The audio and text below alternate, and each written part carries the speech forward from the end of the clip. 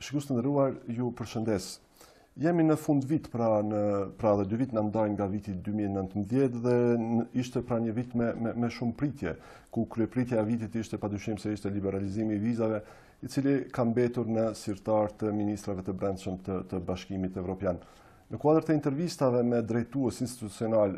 dhe politik të vendit, sonde pra këtë fund vit do të zhvillojmë një intervistë me kryetarin e LDK-s, ish kryeministrin e Kosovës, Isa Mustafa. Profesor, përshëndetje. Përshëndetje. Zoti Mustafa, po zhvillojmë këtë intervistë fund viti, pra një intervistë festive, për padyshim në një ditë mjaft pikëlluese, një ditë kur varroset Izet Demaj, hero i luftës dhe i paqes në Kosovë. Cila është ndjesia jote për këtë çështje? Është një akt shumë i rëndë dhe është një dhimbje shumë e madhe që e kemi përjetuar ne gjithë individualisht. Është fjala për një luftar të çekës, njëri i cili ka luftuar në Koshare, për një polic të shkëlqyshëm, për një njeri që është angazhuar në vazhdimsi për ndërtimin e institucioneve të Republikës Kosovës dhe për mbrojtjen e këtyre institucioneve, sepse vetë fakti që ai ka marrë detyrën e policit flet për një njeri të mrekullueshëm i cili do të ka pas për qëllim që të kyçet në institucionet e Republikës Kosovës dhe t'ju shërbej atyre institucioneve ashtu siç ka shërbyer vendit në luftë. Kjo flet edhe për një përgjegjësi që duhet ta marrin gjitha institucionet e vendit, por edhe bërësit e politikës në mënyrë që të shtohet siguria dhe po ashtu të mbrohet jeta e njerëzve të cilët çdo ditë ballafaqohen me krime, me kriminale dhe veçmas me njerëz të cilët kanë punuar jashtë, kanë kryer veprime të lloj-llojshme jashtë dhe të cilët në një formë po kërkojnë azyl tani në Kosovë dhe po shfrytëzojnë këtë qëndrim tyre në Kosovë për vepra kriminale. Unë dëshiroj të shpreh ngushëllime edhe sot familjes Izet Demaj, të shpreh ngushëllime bashkëpunëtorëve të tij, policëve të Kosovës, Ministrisë Punëve të Brendshme dhe gjithë atyre që kanë njohur, kemi njohur edhe ne sepse kemi takuar shpesh në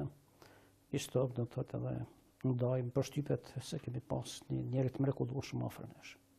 Zoti Mustafa, padyshim se kryeteme e këtij viti ishte dialogu me Serbinë, një proces që presidenti Thaçi ka paralajmëruar mbylljen, siç ka thënë disa herë pra në pranverë. Por LDK vazhdon të mbajë një qëndrim kundër pjesëmarrjes në ekipin negociator. Cilat janë argumentet tuaja për këtë qëndrim? Po tani ne kemi bërë disa herë kemi bërë qëndrimet tona publike. Argumenti themelor që ne kemi dhënë publikisht dhe për cilin jemi të bindur është se institucionet e tanishme të Republikës Kosovës, të cilat nuk e kanë shumicën parlamentare, pa marrë parasysh që tani u ka bashkangjit në një formë edhe PSD-ja, e cila po qëndron me 2 kam, njërin në pozitë, tjetrën në opozitë, që këto institucione nuk mund të kryejnë dialogun sepse lypset një pajtueshmëri më e gjerë e forcave politike në vend, një kyçje e tyre do të qoftë drejt për drejt, qoftë përmes mandatit që ato kanë marrë në Kuvendin e Republikës Kosovës, shoqëria civile dhe tjerë, në mënyrë që dialogu të përfundojë me sukses. Dhe për ne ka qenë zgjidhja më e mirë që të shkohet në zgjedhje shpejt, që të bëhet mandatimi për dialog përmes zgjedhjeve dhe të jepet besimi partive politike, dhe që pastaj gjithë të kyçen edhe LDK ta gjejnë vendin e vet. Nëse ne do të kishim qenë në qeveri ose do ta drejtonim qeverinë, atëherë ne do ta merrnim përgjegjësi që ta drejtojmë edhe dialogun, gjithsesi duke pas parasysh në asnjë rast të mos e shkelim institucionin e presidentit në procesin e përfaqësimit të vendit jashtë, por ne kemi thënë se dialogun duhet ta zhvillojë qeveria, sepse qeveria zhvillon negociata edhe me ligj edhe me kushtetut, presidenti përfaqëson vendin jashtë dhe po ashtu ta kemi qartë se çfarë mund bisedohet dhe çfarë nuk mund bisedohet. Ne e kemi shtruar publikisht se si LDK nuk pajtohemi që diskutohet për territorin e vendit, për kufit e vendit, ose për autonomi brenda vendit, përkatësisht për ndonjë organizim i cili një pjesë të popullatës do të jepte kompetencat ekzekutive ose do ta ndërtonte pushtetin e tretë brenda, sepse shteti do të bëhej jo funksional. Ne kemi përshëndet po ashtu edhe deklaratën edhe letrën e presidentit Trump, sepse kjo në një formë forcon edhe dialogun, edhe bindjen tonë se dialogu do të zhvillohet me sukses. Megjithatë patet një lëvizje nga letra e presidentit Trump, lodhet kryesin dhe dolet me një deklaratë për përkrahje të dialogut. Po tash dialogun e kemi përkrahur gjithmonë. Do të thotë në asnjë rast ne s'kemi thonë se përkrahim dialogun, mirë, po ne vetëm i kemi vënë kornizat të cilat do t'i ketë dialogu. Do të thotë një dialog të bëhet me një gjithë përfshirje, një dialog të bëhet me një qeveri të fortë e cila ka shumicën në parlament që siguron që pastaj marrëveshja nga dialogu të ratifikohet në kuvendin e Republikës Kosovës, sepse kjo qeveri tani nuk e ka këtë shumicë, sepse për neve ishte dhe mbetet kjo bindje, mirë po ashtu ne nuk pengojmë që dialogu të zhvillohet, do të thotë si do të trajtoj që në vërtet LDK-ja pastaj marrëveshjen përfundimtare, është çështje tjetër, ne do të japim në çdo rast të vërejtjet, sugjerimet tona, dhe gjithmonë do të jemi të hapur që të gjendet një zgjidhje në mënyrë që dialogu të jetë në harmoni me pritjet edhe me interesat e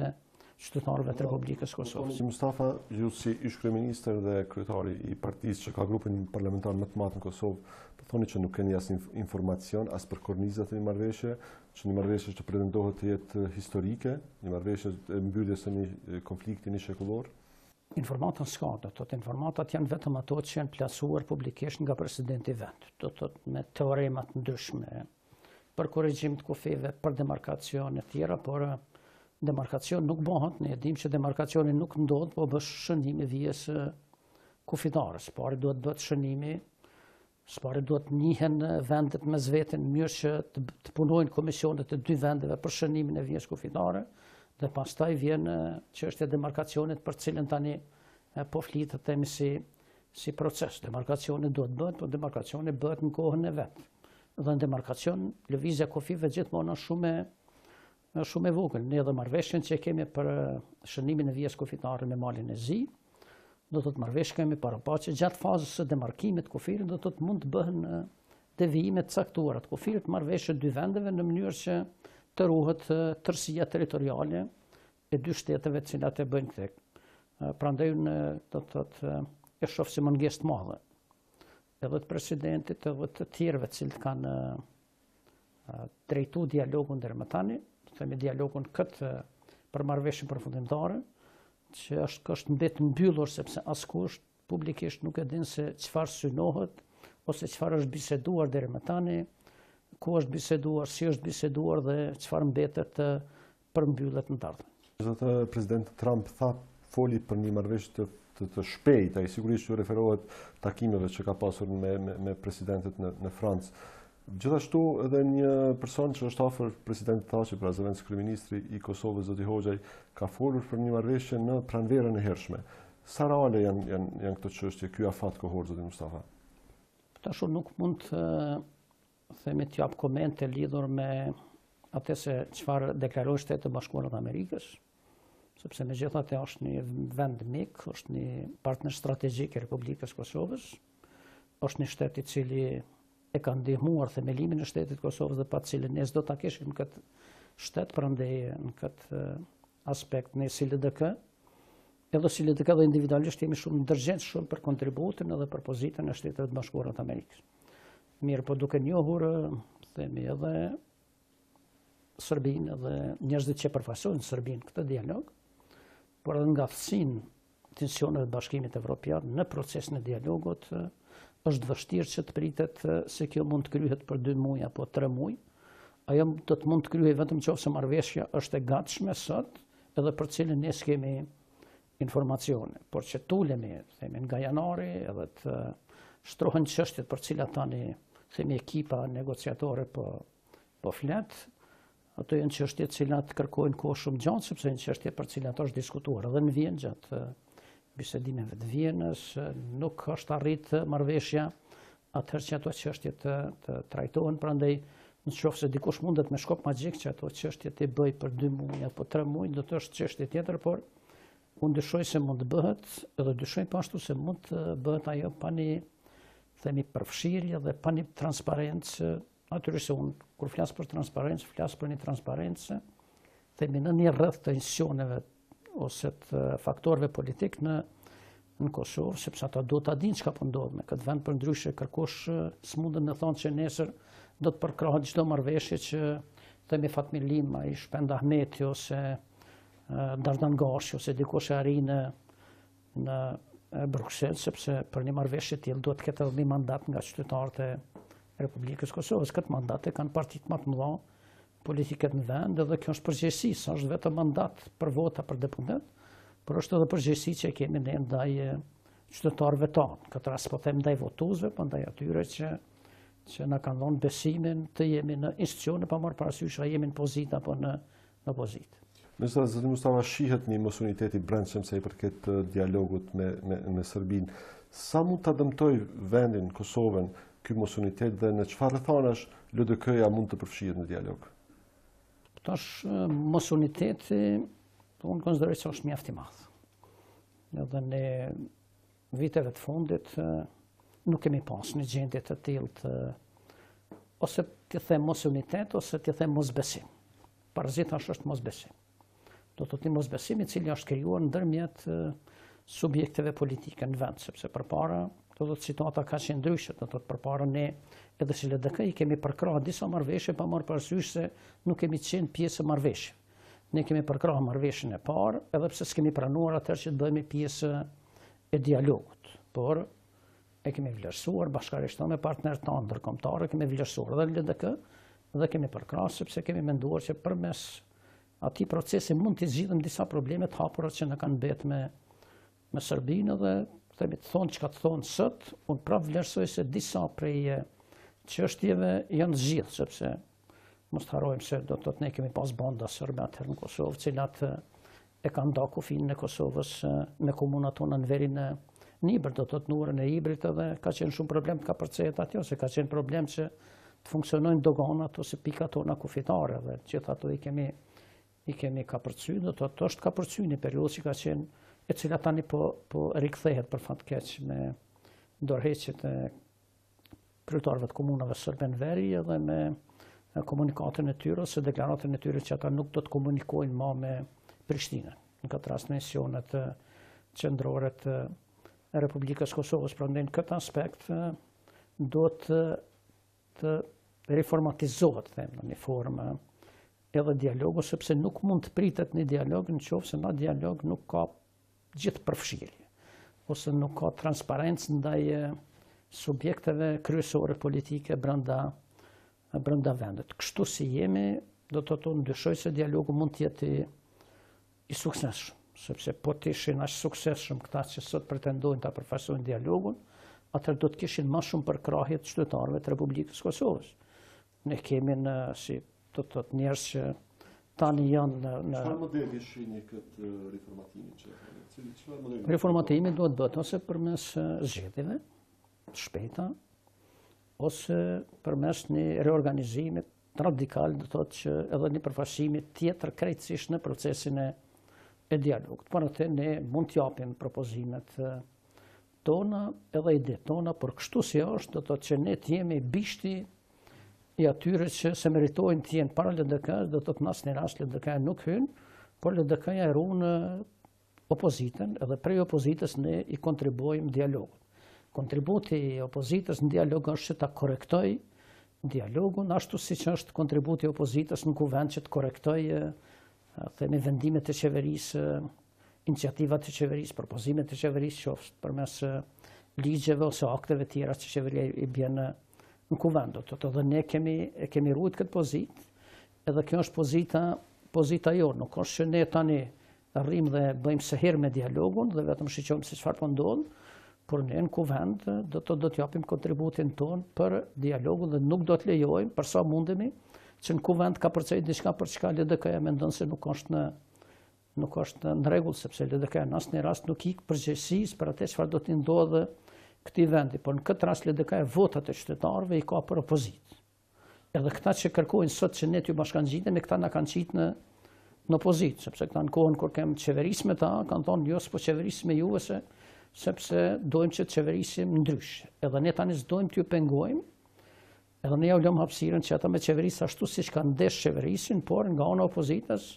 ne s'do t'i lëmë rahat edhe ne s'do të pajtohemi kurrë me një vendim ose me një marrëveshje e cila neve nuk na pëlqen. Se për këtë dialogu, zot Mustafa, a ka unitet brendshëm brenda LDK-s? Sepse flitet edhe për mendime ndryshe sa i përket pjesëmarrjes në dialog. Tash për mendime ndryshe ka pas mendime ndryshme, do të jenë mendime të cilat janë shfaq. Ajo që LDK-n e karakterizon është se ne në LDK brenda i lejojmë mendimet ndryshe. Edhe gjithmonë kemi lejuar që njerëzit që mendojnë dhe deklarohen ndryshe që ata njerëz të shprehin mendimet e veta. Mirë, po ajo që është themelor në LDK është se qëndrimi i LDK-s, përfshi edhe ata që kanë pas mendimet ndryshe, është qëndrim unik. Asnjëri në LDK nuk thotë se unë kam këtë mendim edhe unë nuk pajtohem atash me qëndrimin e LDK-s. Do të thotë gjithë ata që kanë pasur, ka qenë numër i vogël, sigurisht i kanë pasur edhe arsyet e veta dhe pikpamjet e veta, edhe themi gjenezën e arsyeve i kanë pasur tjera, që i kanë thënë, do të thotë i kanë thënë mirë, po gjithë ata kanë deklaruar që i përmbahen një qëndrimi edhe një mendimi të LDK-s dhe ne këtë qëndrimi kemi marrë edhe në Këshillin e Përgjithshëm. Jo që ne tash da bllokojmë procesin, por ne për vete të kemi të qarta qëndrimet dhe orientimet e matutjeshme lidhur me dialog. Megjithatë, zoti Mustafa, zoti Thaçi ka deklaruar, ka pas disa ide, presidenti Thaçi, pra për mundësinë e korrigjimit të kufirit. Cili është qëndrimi juaj për këtë ide dhe a është ide e rrezikshme siç e thatë ju më herët? Tash ne kemi thënë edhe më parë që e konsiderojmë që është ide e rrezikshme sepse e kthen procesin e pavarësisë Kosovës ose shtetësisë Kosovës në një proces fillestar. Ne do të kemi parasysh se kemi shpall me deklaratën e pavarësisë shtetin e Kosovës. Dhe po ashtu do të kemi parasysh se në dy pikat deklaratës pavarësisë janë përcaktuar kufit e shtetit Kosovës. Edhe ashtu se cilët janë kufit e shtetit Kosovës. Në qoftë se tani ne pas themi ma shumë se 10 vjetë shpalljes pavarësisë, themi se si pas këmë qelluar atëherë që kemi shpall shtetin e Kosovës në këta kufi, por me qenë se Serbia s'po na pranon, na kanë pranuar 116 shtete tjera, ne do të edhe njëherë të rikthehemi edhe në bisedojmë për kufit, mendojmë se është gabim i madh dhe ky gabim tani po na kushton. Sepse shumë vende që kanë njohur Kosovën kanë filluar dhe në dyshim njohjen e tyre, do thonë se ne po stopojmë këtë ose po ngrim këtë, dhe pasi të merren vesh Kosova me Serbinë, ne pastaj do ta rikonfirmojmë qëndrimin e vet, ose s'po na pranon asnjë shtet tjetër. Do të kemi pru këtë situatë para vete me një sjellje e cila ka qenë pa pjekun, e cila ka qenë pa kohë dhe e cila është e rrezikshme jo vetëm për ne, është e rrezikshme edhe për vendet tjera të Ballkanit dhe më gjërë sepse nëse fillohen të korrigjohen kufit dhe të vënë pikpyetje kufit, atëherë nuk kemi vetëm një kufi, por kanë edhe vendet e tjera. Zot Mustafa, megjithatë dialogu dhe tango përherësisht janë të njëjta, domethënë do të vullneti dy palëve. Aktualisht ekziston edhe një ngërç sa i përket dialogut edhe në Serbi për shkak të vendosjes së taksës 100%. Kryeministri Haradinaj e zotuar se nuk do të heqë këtë taksë deri në njohjen e pavarësisë së Kosovës nga Serbia. Si e shpjegoni këtë situatë? Unë i kam dhënë mendimet e mia lidhur me taksën. Ato janë edhe mendoj edhe të njerëzve të LDK-s. Për vënien e kësaj takse ose për vënien ose për marrjen e masave të ndryshme ndaj Serbisë,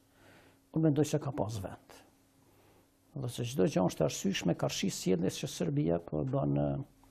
kundrejt Kosovës. Edhe propagandës së dytë që po bën në vendet të tjera për tërheqjen e njohjes pavarësisë, edhe problemet që i ka bërë Interpol, edhe pengesat në Interpol, edhe pengesat që ne i ka bërë më parë, edhe problemet me implementimin e marrëveshjeve të cilat ne kemi nënshkruar, jo një herë, po e kemi nënshkruar ka 2 herë, sepse marrëveshjen për energjinë kemi nënshkruar 2 herë me Serbinë, herë nënshkruar në vitin 2013, edhe një herë kam nënshkruar vetë me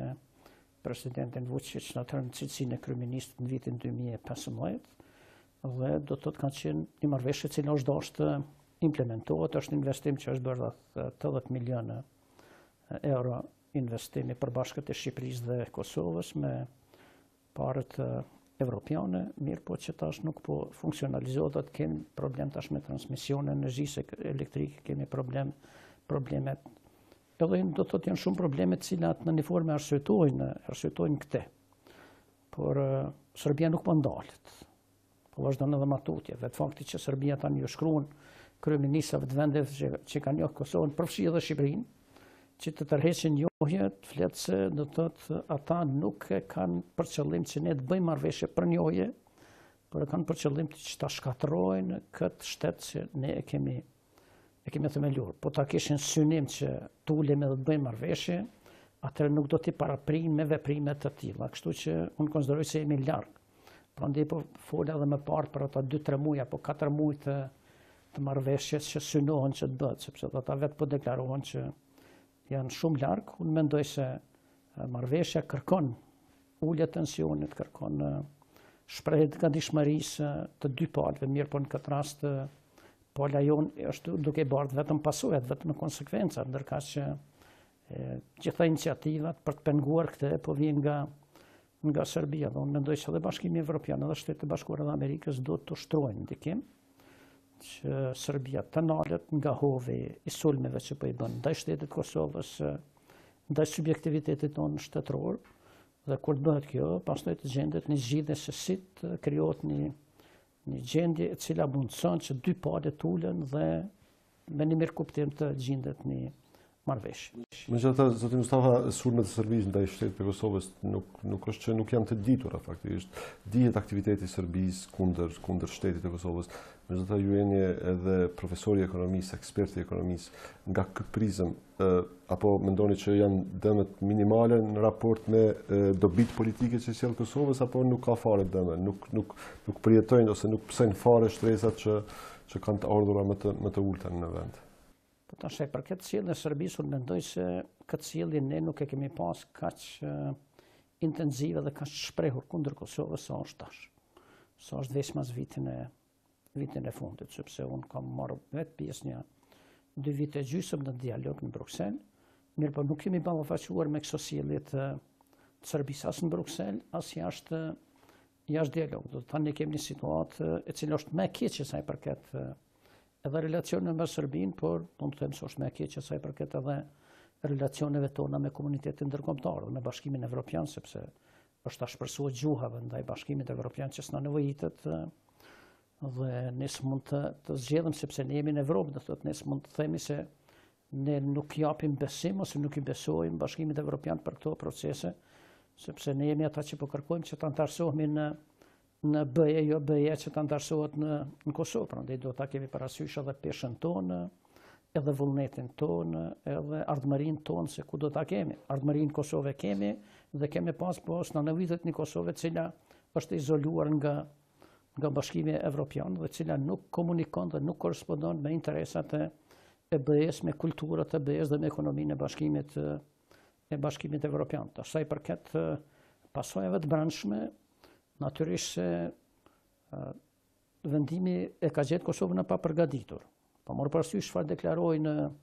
zyrtarët nga qeveria ose ata që janë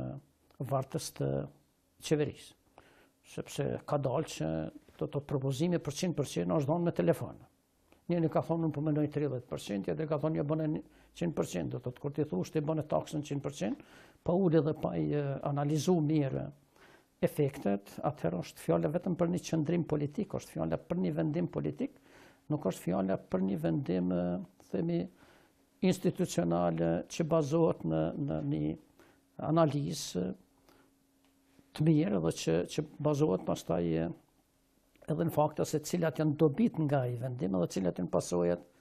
nga i vendim. Tash pasojat mundën me qenë rritja e çmimeve të produkteve, sepse është vështirë që gjendet për një periudhë shkurt tregu zaventësues i produkteve në vlerë prej rreth 400 milion euro që janë importuar gjatë një viti nga Serbia. Është e pamundur që ekonomia vendore do të reaktivizohet dhe të aftësohet që për një vit të prodhojë gjithë ato produkte që kemi importuar ne. Është e pamundur që ato produkte gjitha të importojmë nga Shqipëria, sepse dhe Shqipëria nuk ka kapacitete ose s'ka degë ekonomike që neve na i plotëson ato kërkesa në fushën e tregtisë, prandaj ka probleme themi të çmimet e bukës, ka me pas probleme edhe të çmimet e tjera, por janë probleme të cilat ne do t'i ballafaqonim edhe do t'i ballafaqojmë edhe të ballafaqojmë ne edhe t'i bartim, themi në një situatë kur jemi kështu me Serbinë, mirë, po pashtu do të kemi kujdes edhe çfarë miqtë ndërkombëtarë në këtë rast preferojnë, sepse do të kemi kujdes, do të kemi vesh edhe ndaj Amerikës, edhe ndaj asaj çfarë kërkon qeveria amerikane tash në këtë proces, edhe ndaj Bashkimit Evropian, mirë, po parazitash themi do të Serbia të ketë kujdes që të ndalë hovin e saj ndaj Kosovës, kundër Kosovës, edhe që të krijohen relacionet cilat pastaj do të binden deri në marrëveshje, edhe në cilat ne s'mund të kufizohemi edhe s'mund të vëjmë kufit të ekonomive, sepse në një ekonomi me treg të hapur, si që është Kosova, është vështirë që një periudhë afat gjatë të vesh kufi përmes taksove ose kufi tjerë me vendet fqinje, sepse rrugët janë andej në të rrugë, cilët na çojnë në Evropë. Ne kemi kundërshtu përpara edhe si LDK, por edhe qeveria në përgjithësi, do të thotë edhe partnerët tanë, në qeverinë e kaluar idenë që ka qenë nga Komisioni Evropian për tregun unik të vendeve të Ballkanit Perëndimor, kemi thonë jo, për doganat unike, ose sistemin unik doganor, kemi thonë jo, sepse e kemi pasë ku jemi ne. Do të thotë ne në këtë hartën e Ballkanit Perëndimor jemi të rrethuar nga gjitha vendet e Ballkanit Perëndimor dhe se kemi asnjë kufi që neve na lidh me një vend të Bashkimit Evropian. Nëse do të dëshirojmë që të komunikojmë me Hungarinë, do thotë ne se kemi kufirin me Hungarinë, se kemi kufirin me Kroacinë, nuk e kemi kufirin me Italinë, ose duhet përmes Shqipërisë me importu nga Italia, ose duhet përmes Maqedonisë me importu nga Greqia, ose duhet përmes Serbisë me importu nga vendet e tjera, do të thotë në veri, edhe jemi të mbyllur. Prandaj edhe do të vishim situatë dhe doganat për Kosovën ndaj mbledh Serbia dhe vendet përreth, dhe kemi thonë jo. Ne aspirojmë të jemi pjesë e tregut evropian, unik evropian, por jo të jemi pjesë e tregut të veçantë Ballkanit Perëndimor, sepse ju po doni me ndërtu një paradhom, në cilën neve po na izoloni, po na bëni ekonomikisht pa aftë, me bëni një Jugoslavi të re pa Kroacinë dhe pa Sloveninë, por me Shqipërinë tani, dhe ne kësi Jugoslavie nuk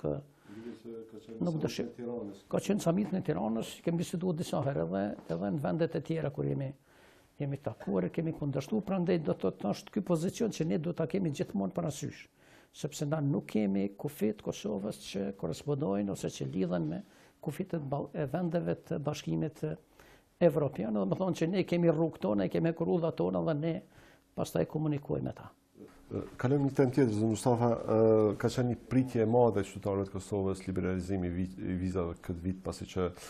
zonja Mogherini pat një deklarat eksplicite që demarkacioni, miratimi i demarkacionit automatikisht do të thotë liberalizim. Këtë e bërë në Prishtinë. Megjithatë kjo nuk ndodhi. Si e shpjegoni, është tradhti e besë kundrejt Kosovës apo ka diçka më shumë?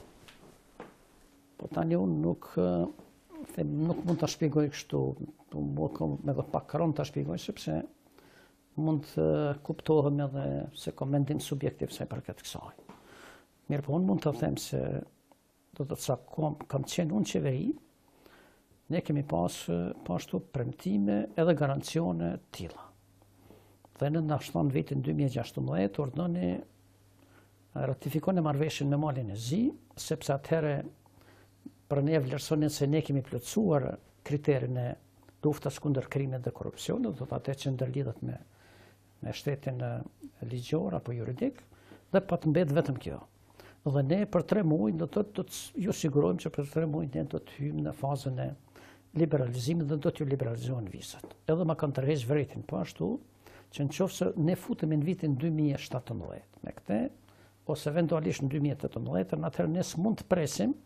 që do të ketë liberalizim, për arsye se do të kemi probleme me vendet të veçanta të Bashkimit Evropian, cilat nuk do të marrin vendim tillë për arsye të rrethonave të brendshme të cilat i kanë që ndërlidhen me zgjedhjet në BE. E tani si duket do të ka ardhur në shprehje kjo që mu më kanë paralajmëruar atëherë që do të vjen, edhe pashtu është në shprehje edhe një qëndrim i vendeve të veçanta të BE-s lidhur me krimin edhe korrupsionin, sepse ishte një deklaratë para disa ditësh një ambasador të një vendit të rëndësishëm të BE-s, do të thotë që Kosova akoma ka probleme krimin organizuar dhe me korrupsionin, kështu që ne po përcjellim dhe do të marrim vendime më vonë. Do të thotë janë këto dy çështje për cilat do të kemi kujdes, nuk është problemi Mogherinit, sepse ne vullnetin e Mogherinit, vullnetin e komisionerit Han, vullnetin e komisionerit Avramopoulos e kemi pas, vullnetin e kryetarit komisionit evropian e kemi pas edhe atëherë, sepse ata qysh në vitin 2015 na dhanë kështu lajmen më të mirë se ne veç kemi hyrë në procesin e liberalizimit,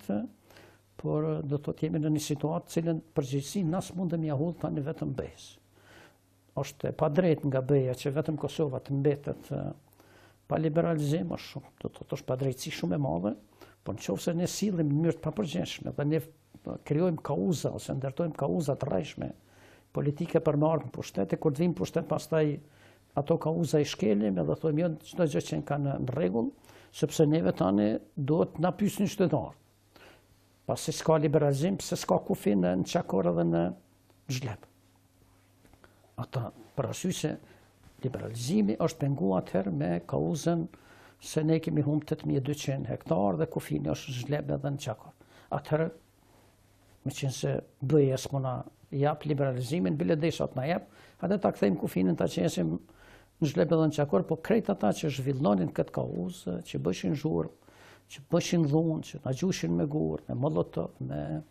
do të thotë ata janë struk, e kanë lënë anën këtë anë dhe po sulmojnë edhe po atakojnë bashkimin evropian. Do të thotë kjo është e pa drejtë sepse çdo njeri duhet merr përgjegjësinë. Përgjegjësinë tani neve na shkarkuan atëherë si me qeveri, është qeveria e parë që shkarkuan me emocion të mosbesimit. Do të qeveri që ka punuar shumë edhe do të thotë është cilësuar pa korruptuar, pa afera, edhe na themi na rëzun me mosbesim, të thonë se ne s'po marrim vendimet më dha përfshi edhe vendimin e demarkacionit dhe tani do të thotë mbetën pa demarkacion, na atakojnë pse tash po i bashkangjitem në këtyre probleme, që ta smunden vetë me i bën mënyrë që është e padrejtë, sepse çdo njeri prej nesh duhet mendoj që do ta marrë përgjegjësinë për veprimet cilat i bën. Këta kanë bën veprimet pa pjekuna dhe duhet për këto veprime të japin llogaritë qytetarët. Zoti Mustafa, këtë vit para disa ditësh u bë shndrim i FSK-s në ushtri, gjë që ju shpeshherë i akuzuar nga presidenti Thaçi se keni penguar faktikisht procesin e FSK-s në ushtri për shkak se nuk pranuat vazhdimin e mandatit të vendeve të rezervuara. Megjithatë, ushtria nuk u bë me kushtetut siç akuzoheshin ju, po u bë prapë me ligj. Si e shpjegoni këtë situatë? Unë edhe një herë por përsëris se pa marrë parasysh kush e ka thonë këtë, se ka thonë vetëm presidenti Thaçi, ka thonë shumë tjerë, do të thotë ka qenë pa vërtet. Ka qenë pa vërtet e madhe, sepse në asnjë rast, as deputetët serb, as lista serbe atëherë, do të thotë nuk ka deklaruar se na do ta votojmë ndryshimin e kushtetutës, nëse kjo bë. Por kanë folë njerëzit tonë. Edhe ne kemi thonë jo, sepse është shumë e rëndë që ne ta zgjasim edhe për 2 mandate, a për 2 mandate nuk zgjate, po zgjate pa kufi,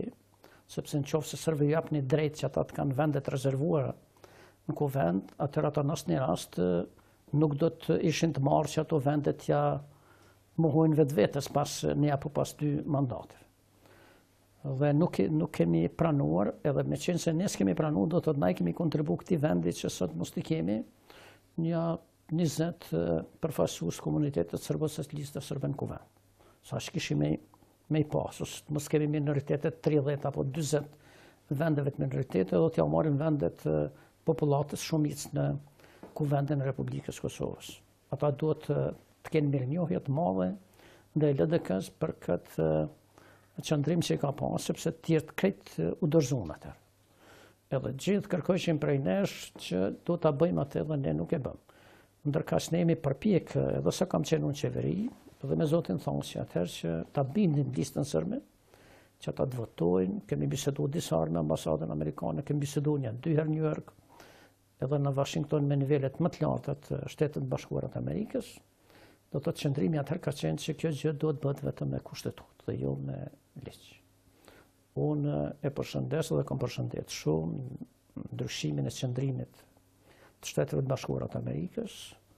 sepse ata kanë vrejtë që do të thotë ajo punë nuk bëhet, për arsye se nuk ka qenë problemi listës sërbe, por ka qenë problemi Beograd. Sepse nëse ne si Kosovë mbetim në vullnetin ose mos vullnetin e Beogradit, ose të Serbisë, sa do të ketë Kosova ushtria jo, ne për 1000 vjet s'kishim me pas ushtrinë, dhe këtë jo kemi thënë edhe më parë miqve tanë, mirë po atko ata spajtoheshin që të bëj. Është mirë, do të thotë, është formimi i ushtrisë tani është vlerë ose është rezultati i kontributit të Shteteve të Bashkuara të Amerikës. Pa ta në ushtrisë kishim me pas. Dhe është mirë që është arrit në unitet i plot, sepse s'ka kush për shqiptarëve në Kosovë që se ka pas dëshirë që të bëhet kjo ushtria e Kosovës. Ne tani kemi përgjegjësinë vetëm që në fazat e më të tjeshme të ndërtimit kapaciteteve të ushtrisë të jemi në bashkëpunim të ngushtë me NATO. Edhe mos themi që neve s'na nevojitet NATO sepse kemi një shtet që na përkrah, sepse Shtetet e Bashkuara në krye do të kenë pjesa më fuqishme e NATO-s, por ne duhet kemi edhe përkrahjen e vendeve tjera. Mustafa, të kalojmë te tema e qeverisjes. Qeveria Haradinaj po shkon drejt mesit të mandatit të saj. Çfarë vlerësimi keni për punën e saj? Tash u vështirë pak që unë t'jap vlerësime themi për të, sepse vetë kam qenë kryeministër. Unë mendoj se kjo qeveri do të thotë mund të karakterizohet me disa vendime populiste që në një formë ju shërbejnë edhe për me mbulu dështimet në fushat ndryshme. Është qeveri e cila ka dështuar të liberalizimi, qeveri e cila ka dështuar të Interpoli, qeveri e cila do të cilësohet me 1/3 e ministrave do të që kanë akt akuza për vepra penale, është qeveri me 80 apo 90 zëvendës ministra me koordinatorë të ndryshëm, është qeveri e cila nuk drejtohet vetëm prej kryeministit, por drejtohet prej partnerëve të koalicionit, sepse ministrat nuk i përgjigjen kryeministit, por i përgjigjen kryetarëve të partive të tyre, që edhe në pikpamje të kushtetutës dhe të ligjit nuk është në rregull. Është qeveri e cila ka kriju do të thotë kushte ku ne kemi marrëdhëniet më të këqija me Bashkimin Evropian. Gjitha kohrat që i kemi pas, prandaj është një rrezik shumë i madh, dhe qeveri e cila i ka marrë disa vendime të cilat për mua do të thotë janë të dyshimta, sidomos ato që kanë bëjnë në faljen e borxheve kompanive private, ato që kanë bëjnë me ndërhyrje në themi qeverisjen korporative të kompanive publike, ato që kanë bëjnë edhe me borxhin ndaj Bektelenkës e tjera, do të thotë që janë vendime të cilat unë dyshoj që janë bërë krejt në konsultim të ligjit edhe krejt në procese të rregullta. Prandaj unë mendoj se kjo qeveri nuk i kontribon edhe si nevojitet këtij vendi, por pra për çështje e vullnetit politik ne kemi bërë përpjekjet që ta çojmë me mosbesim këtë qeveri, do të thotë një parti e cila ka qenë bashkëpunimi opozitar për këtë çështje, sa shpresa ka. Po ne tash me vetvendosjen kemi bashkëpunim të mirë, dhe mendoj se në këtë aspekt jemi do të koordinuar plotësisht. Me Partinë Social-Demokratë, do të thotë si po duket ata nuk janë gjendje, nuk janë gatshëm të hyjnë zgjedhje, prandaj me qenë se janë gatshëm të hyjnë zgjedhje, ata po i bashkangjiten pozitës partive opozitare në shumë çështje, po i votojnë. Vetë fakti që kanë votuar tani buxhetin leximin e parë, flet që ata janë të interesuar me rast qeveria. Sikur ata mos ta votonin, kjo qeveri s'kish mujtë me shty buxhetin, edhe domosdoshmërisht vendi do të shkonte në zgjedhje. Ata mund të thonë çka dojnë, se a jemi ne të interesuar me çu mocion e mosbesimit apo jo, por vetë fakti që e voton një akt i cili ndërlidh mandatin e një qeverie, flet se këta po përkrahin qeverinë dhe nuk janë gatshëm edhe të interesuar që të shkojnë në zgjedhje. Megjithatë, në favor të kuj mund të jetë rrëzimi i kësaj qeverie sa i përket aspektit politik, zoti Mustafa, kur dihet se kemi një përplasje mes presidentit Thaçi dhe kryeministit Haradinaj, sidomos sa i përket korrigjimit të kufirit? Po nuk e kisha lidhur me relacionet qoftë me institucionin e presidentit ose të kryeministit. Unë e shoh si interes të vendit që të kemi një qeveri e cila do të merrej me problemet vendit, por edhe me çështjen aktuale që ka të bëjë me dialogun me Serbinë, do të thotë e cila do të ketë shumicën e qëndrueshme në kuvend, dhe kjo shumicë e qëndrueshme të jetë një shumicë meritore, e cila nesër mundson që edhe marrëveshjet ndërkombëtare, të cilat arrihen të kalojnë kuvendin e Republikës Kosovës. Nuk e shoh që kjo qeveri mund ta bëjë një gjë të tillë, edhe nuk e shoh që kjo qeveri mund të na krijojë relacione të mira me Bashkimin Evropian, sepse këto relacione mendoj se janë shkelje e shumë edhe janë ashpërsuar mjaft shumë që Kosova s'ka pas nevojë të vijë. Kjo nuk kupton se do të vazhdoni bojkotin e kuvendit si presion për të shkuar në zgjedhje? Po tash në mënyrë klasike LDK nuk e ka bojkotuar kuvendin, do të thotë LDK nuk ka marrë pjesë në disa seanca të kuvendit, në disa ka marrë pjesë. Unë shoh vullnetin e grupit tonë parlamentar që të merr pjesë në kuvend aty ku vlerëson se do të jetë prezente dhe mund të kontribuojë qytetarëve të Kosovës dhe vendimeve që janë në interes të Kosovës, në ato që mendon se s'mund të kontribuojë ose të mos merr pjesë në mbledhje ose të mos votojë fare, sepse kjo është punë e opozitës. Do të thotë opozita në këtë rast e ka më lehtë se sa pozita, sepse mund të zgjedhë se cilat janë instrumentet me të cilat ajo dëshiron të korrektojë ose të përfaqësojë qëndrimet e saj. Zoti Mustafa, në shumë sondazhe që kanë dalë, keni dalë mirë si parti, domethënë dini si parti e parë në vend. Keni bërë ju sondazhe si LDK? Kemi bërë edhe ne, kemi analizuar dhe sondazhet që i kanë bërë të tjerët. Do të thotë bënd shumë jemi të partë, por kjo që jemi të bënd shumë të partë do të thotë nuk ndikon që ne tash me çdo kusht rebelohemi ose të themi se ne jemi tash më të mirë në këtë vend dhe se tjerë do të sillen ashtu siç ne dëshirojmë. Kjo është një përgjegjësi e jonë, sepse nëse dikush t'ja besim edhe përmes sondazheve, e flet se të bën më shumë përgjegjës për Kosovën. Dhe kjo është pjesë e përgjegjësisë tonë që ne marrim për Kosovën dhe pjesë e besimit që ne mund ta marrim nesër besimin qytetar për të qeverisë me vendin. Tash unë nuk i kam kontribuar personalisht krejt kësaj, sepse gati një vit kam pas probleme shëndetësore dhe s'kam mujtë që t'jem në aktivitet në terren me veprimtarët e LDK-s që të bisedojmë, trajtojmë problemet, por unë mendoj se i kanë kontribuar gjithë nga LDK-ja, edhe anëtarët e kryesisë LDK-s, edhe kryetarët e degëve, edhe deputet në kuvend në Republikës Kosovës, edhe kryetarët e komunave cilat ne kemi, edhe ajo që ne kemi punuar përpara në qeveri dhe drejtimet themelore që ja kemi dhënë në këtij vendi, qoftë në zhvillimin ekonomik, qoftë në luftën kundër krimit dhe korrupsionit, qoftë në ndërtimin e marrëdhënieve të mira me BE-n, do të thotë janë sende të cilat tani po kanë dalë shesh dhe për cilat qytetarët na japin besimin. Zoti Mustafa, ju si parti disa herë keni pësuar nga koalicionet parazgjedhore, mirë po sistemi zgjedhor është i tillë në Kosovë që favorizon partinë e cila fiton më shumë të vota, pra i jep të drejtë për themelimin e qeverisë. Çka të ndodhë gjë të ardhshme? Planifikoni në koalicion parazgjedhor me vetëvendosin ose në një parti tjetër, apo keni vendosur të vetëm të shkoni në zgjedhje? Tani ne kemi diskutuar para gati një muaj këtë platformën zgjedhore, kriteret për zgjedhje. Dhe në parim kemi vendosur si LDK që të shkojmë vetë, do të thotë në parim. Kjo në parim nuk do të thotë se 100% do të shkojmë vetë, sepse megjithatë ne do ta vlerësojmë, nëse tjerë bëhen bashkë, atëherë ne do të hyjmë zgjedhje për me humb. Edhe ne do të zgjedhim partnerët me të cilët mund të fitojmë, sepse në zgjedhje hyhet për me fitu, nuk hyhet vetëm sa me bën zgjedhje, edhe me dalë në opozitë. Për opozita ne jemi ne në opozitë, por ne nuk dëshirojmë që LDK të mbetet në opozitë.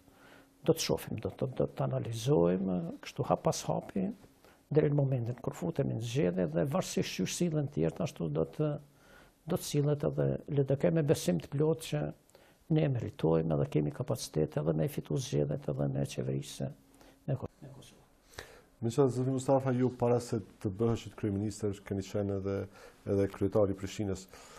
Çfarë po ndodh me qeverisjen në Prishtinë? Sigurisht keni pasur në reflektor të analizës suaj. Është larguar VV-ja, tani shpendameti merret kryesisht me çështjen e negociatave. Si është situata? Dhe tani është shumë e keqe, situata ka qenë e keqe. Dhe në mandatin e kaluar të qeverisjes zotit Ahmeti, por pashtu jam pak i habitur, sepse përderisa ne kemi punuar tepër shumë. Gjatë 2 mandateve, kemi pas tepër shumë vretje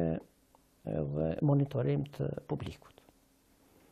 Në tani në këtë qeverisit Prishtinë us shof as që dikush bën vretje, as që dikush monitoron nga ana e publikut. Zoti Ahmeti merret me punë tjera, merret me punë të komunës, biles shkon as me qytetarët komunës të komunikoj. Gjatë kësaj periudhe sapo bën tash, gati po hyn vitin e 6 kjo qeverisje, një shkollë të vetme nuk e ka ndërtuar. Nga themelet, do të thotë një që është ndërtuar, e kemi filluar ne, do të thotë në Arbëri, që është përfunduar tani dhe s'ka asnjë shkollë. Ne vetëm gjatë një mandati patëm ndërtuar diku 26 shkolla, objektet më të rëndësishme të Prishtinës, do të thotë janë ndërtuar atëherë kontratat më të mëdha, më të rëndësishme edhe për ngrohje të qytetit e kemi bërë ne, edhe për usjetës në qytetit e kemi bërë ne, edhe iniciativën për autobusa, do të thotë ne kemi zhvilluar atëherë dhe ne kemi qu përpara, do të thotë s'ka asnjë iniciativë të re ose investim të rëndësishëm që është bërë gjatë kësaj periudhe, është bërë zhurmë shumë. Është bërë tepër zhurmë, do të thotë ashtu se s'ka ndërtime pa leje, ka sa dush, ka plot, s'ka ndërtime pa leje, edhe kërkush merret me to, ka dështime të mëdha, edhe në shkolla, edhe në fushat e tjera, prandaj unë mendoj se qyteti i Prishtinës nuk i nevojitet kësi qeverisë dhe mendoj se është detyrë edhe kryetarit komunës edhe të këshilltarëve të kuvendit komunal që ata të zgjohen edhe të kontribuojnë që mos të humbë kohë Prishtina, sepse unë tani po shoh çfarë po bëhet në Tiranë. Këtu kemi Tiranën, këtu kemi Prishtinën, do të thotë çdo ditë atje ka iniciativa të reja, ka pasqe të reja, ka rrugë të reja, ka qerdhe të reja, do të thotë ka objekte të reja, ndërkaq në Prishtinë s'ka asgjë të re. Asgjë s'ka të re që po bëhet gjatë kësaj periudhe. Këto ditë vendosi i bëri një kallëzim penal zoti Mustafa sa i përket një rasti rreth festivalit Sunny Hill për një vlerë rreth 60.000 euro.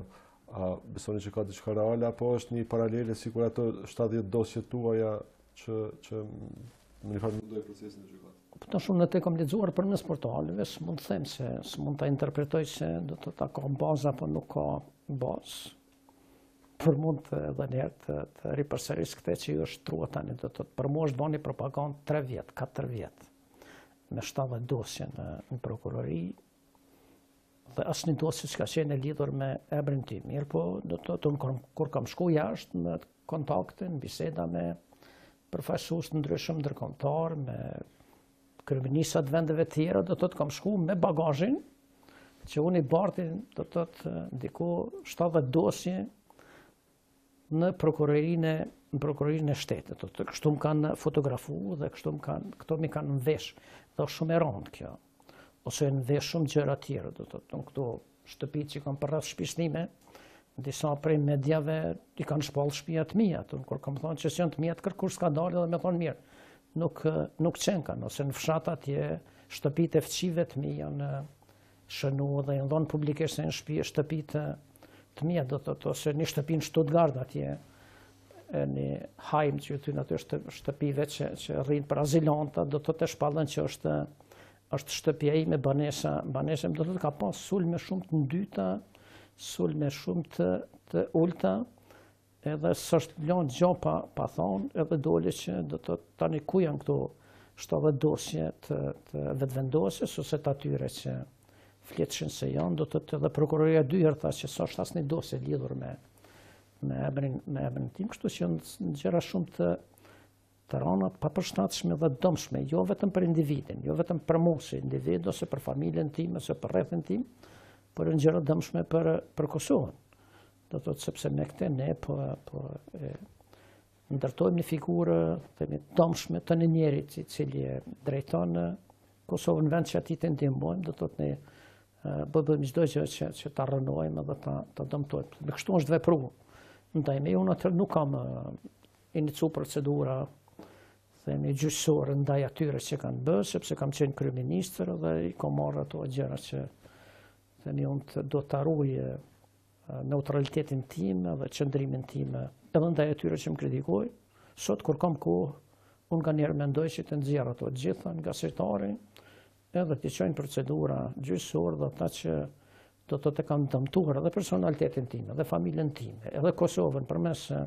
gënjeshtrave të tilla, do dalën edhe të thonë para gjyqit se pse i kanë bë, a kanë argumente për ato çështje që i kanë bë, apo s'kanë argumente. Unë lexova edhe para 2 ditësh, themi në një deklaratë ose një shkrim që kishte dhënë një zyrtar që rrin afër kryeministit, themi i cili kthehet atëherë dhe më akuzon edhe mua dhe edhe djemtë e mi se ata kanë pas konflikte të interesit, kanë marrë të ndere, edhe unë do të kërkoj tani, ta shtregom cilin të ndere ka marrë unë, ose ka marrë familja ime prej pareve të qeverisë. Sepse s'mund të shkojmë pa kufit dhe të lejojnë që përmes gënjeshtrave, përmes sulmeve, përmes themi sjelljeve të tilla të papërgjeshme, të dëmtojmë edhe individin, edhe të dëmtojmë. Kretë fund, zoti Mustafa, me qenë se jemi në fund vit, sigurisht keni edhe përësi dhe urimet tuaja për qytetarët dhe këtë lirisht mund të bëni përmes televizionit publik. Faleminderit shumë që ku më jap një rastin, unë vërtet dëshiroj që gjithë qytetarëve të Republikës Kosovës, para gjitha shtrive të Kosovës, sepse është pjesë më e madhe e popullatës së Kosovës, t'ju uroj një vit suksesshëm, t'ju uroj që vitet që vijnë do të ne të bashkarisht arrim që të kemi një arsimim të mirë, të kemi një ekonomi e cila do të ngjallë dhe cila do të krijon perspektivë për qytetarët tonë, dhe pashtu uroj që ne në vitin e ardhshëm të kemi edhe lëvizje të lirë qytetarëve për çfarë po i bëhet e padrejtë, sepse ata meritojnë. Do të kemi një qytetar të kulturuar, kemi qytetar evropian dhe meritojnë që të jenë familjen evropiane, jo vetëm pikpamje deklarative, por esencialisht përmes shkollimit dhe përmes realizimit të drejtave të tyre qytetarë, ashtu siç i realizojnë dhe qytetarët tjerë. Prandaj me fat gjithë qytetarëve të Republikës Kosovës, shëndet dhe prosperitet në vitin e ardhshëm. Zoti Mustafa, faleminderit. Faleminderit shumë. Shikues të nderuar, kjo ishte tëra. Ishim pra në një intervistë me ish kryeministrin, kryetarin e LDK-s, zotin Isa Mustafa. Unë ju dëshiroj gjithë të mirat për vitin e ardhshëm.